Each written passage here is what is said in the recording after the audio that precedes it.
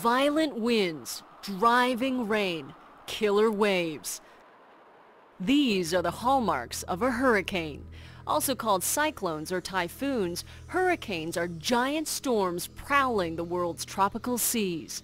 An average hurricane releases as much energy in a day as the explosion of 500,000 small atomic bombs. Hurricanes form in the summer and fall when the sun heats vast stretches of tropical ocean to over 82 degrees. Warm, moist air rises over these hot spots, creating thunderstorms. Upper-level winds and surface winds then come together, forming a circular pattern of clouds known as a tropical depression. When the winds exceed 39 miles per hour, a tropical storm has developed. When the winds reach 74 miles per hour, a hurricane is officially born. Inside the storm, bands of rain up to 300 miles long meet in the eye wall, the most violent section. Here, winds of up to 200 miles per hour spiral upward. Within the center of the hurricane, downdrafts of dry air create a strangely calm area called the eye. Fully formed, a hurricane may stretch over 500 miles in diameter. That's a storm nearly the size of Texas and reach a height of 9 miles. Most of these storms spin out over the open sea, but in an average year, 2 or 3 will strike the mainland of North America. And when they do, the damage can be catastrophic. Most dangerous is the storm surge, a wall of water that sweeps across the coastline where a hurricane makes landfall.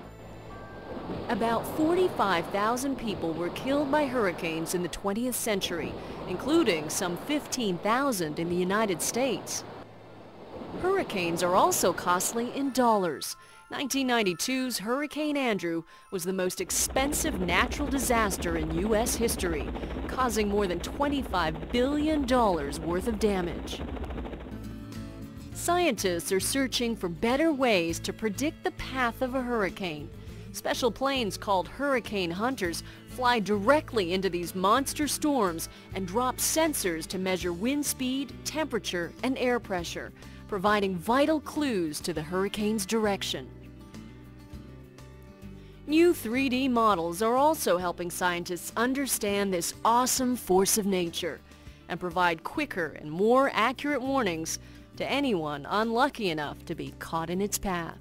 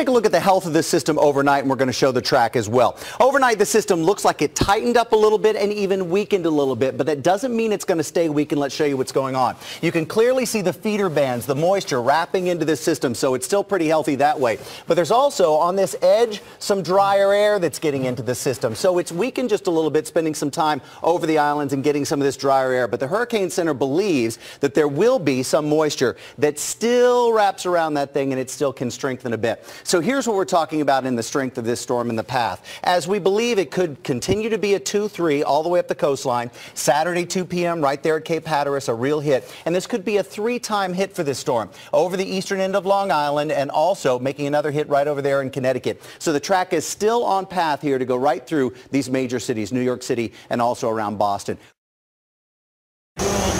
It sounds crazy, and it was a bumpy ride, but we traveled deep into the middle of this gigantic storm, flying inside at 10,000 feet.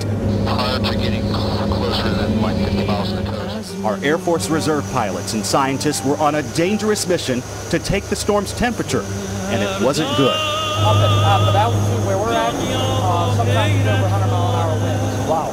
So, yeah, it's starting to develop. They shot canisters filled with sensors into the ferocious storm clouds. And the sensors were sending back the bad news. Irene's pressure is dropping, which means the storm is getting stronger. The ocean waters below incredibly warm at 85 degrees, helping it grow. And on the northeast side of the storm, where it's usually most dangerous, this one especially so, with hurricane-force winds that stretch out 100 miles. It's a large hurricane. It's a very large, strong circulation up to the north. So this whole side is very, very strong. We zigzagged the storm several times, and when we crossed the eye on the fourth try, the eye wall, the storm's fury had formed, and we discovered it was now miles thick. Is on its side. It's now moving away from the islands, and all the landmass gets back over open water. So we shall see what happens. Scientists say they will keep this up, providing real-time information around the clock as we wait for Irene to strike. For Good Morning America, Steve ENTEZAMI, ABC News, in the eye of the storm. We are witnessing history. Rarely before has a hurricane barreled forward with so many major American cities in her path. Irene is roaring up from space. That is the angry, swirling high above Earth tonight. And this evening, Irene is a Category 1 hurricane.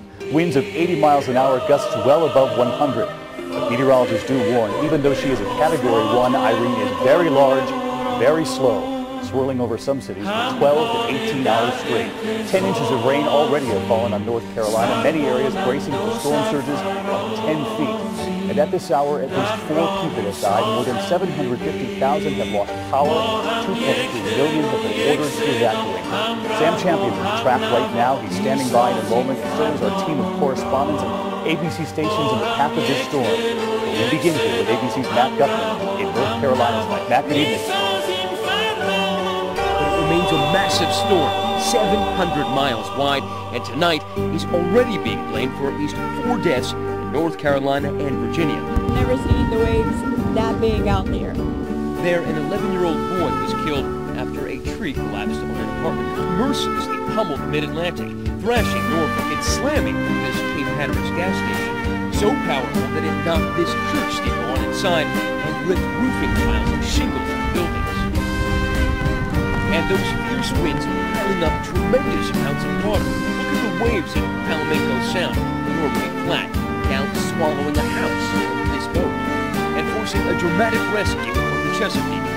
Rescuers had to use a rope to pull out 2 survivors. I mean, the advice that we were just hearing is great, and the idea that FEMA has resources ahead of the storm is very reassuring.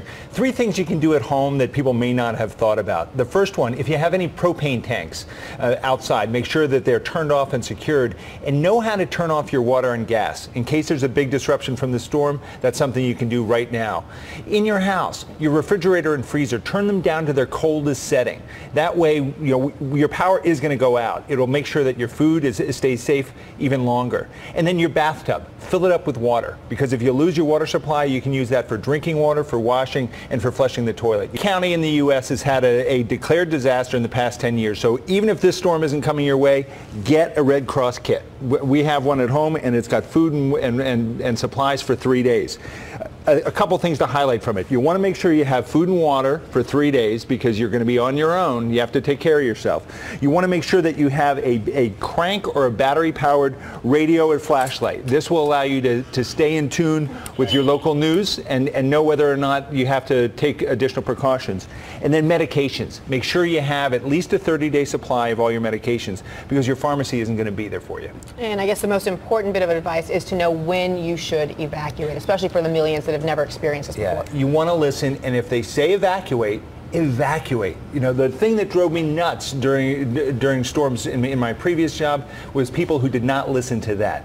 It's so important. Know your route and know what you're going to do with your pets and get out of there if they say to get out. All right, Dr. Besser, thank you so much. Some great advice. We appreciate it. We have definitely seen a major deterioration in the weather here. Over the course of the last hour, we are getting some very strong gusts that really just started to pick up. Right now I'm measuring about 55 to 60 miles an hour, working its way off the ocean. You can see the streets around me here amazingly. We've seen a lot of people driving down the street today, and our crew just came back. They were actually looking at people who were boarding up just an hour ago, just starting to board up. I have no idea why that seems like a good idea to anybody, but they are out right now. Maybe you see some people, they're out under rocks in the park down the street, just trying to sit in the storm. This is getting extremely dangerous to be outside. If you know anyone who is outside in the Hampton Roads area, they should not be. We did just get a new tornado warning. It's the 2nd of the morning in and around the Norfolk area. That's until 15 minutes past the hour. We've seen reports of tornado damage, not confirmed just yet. There are 3 houses that are down the street.